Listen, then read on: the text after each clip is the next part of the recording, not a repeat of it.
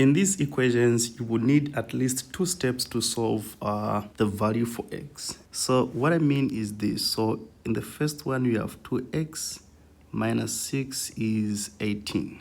So the first step is to add 6 both sides, right? Because I don't want minus 6 here. So I can add 6 on the left and on the right. So 6 and 6 cancels. I remain with 2x is equal to 18 plus 6. Okay, so 2x is equal to 18 plus 6 is 24. Okay, so that was the first step. Then the second step, I can divide throughout by 2. So divide on the left by 2 and on the right by 2. So 2 and 2 cancels. I remain with x is equal to 24 divided by 2 is 12.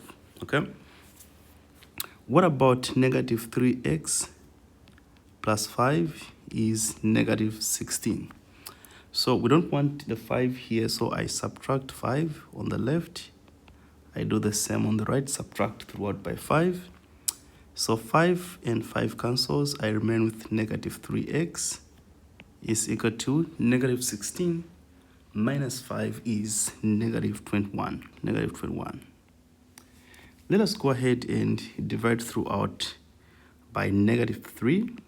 Right, negative 3 on the left, negative 3 on the right. So negative 3 and negative 3 goes. I remain with x is equal to, right, because negative, negative, right? I leave the third one as an exercise. Let me know the solution in the comment section. What about the last one? I have 4x plus 2 minus 5.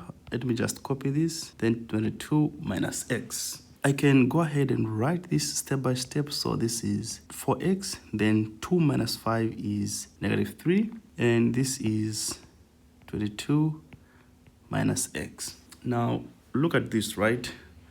I can go ahead and add x both sides. On the left, I don't want x on the right side, right? So I can add x on the left and x on the right. When I add x on the right, I have 5x, right? I have 5x. Then the x on the right cancels. Then I can go ahead and add 3 both sides. So when I add 3 on the left, it cancels with this 3. And on the right side, it becomes 25. Okay? So the second step reduces to 5x is equal to 25. What I just did, I added x both sides, simplified. I have 5x on the left, then added 3 both sides, simplified. I have 25 on the right side. Then we can divide throughout by 5 so that x is 5. And we are done.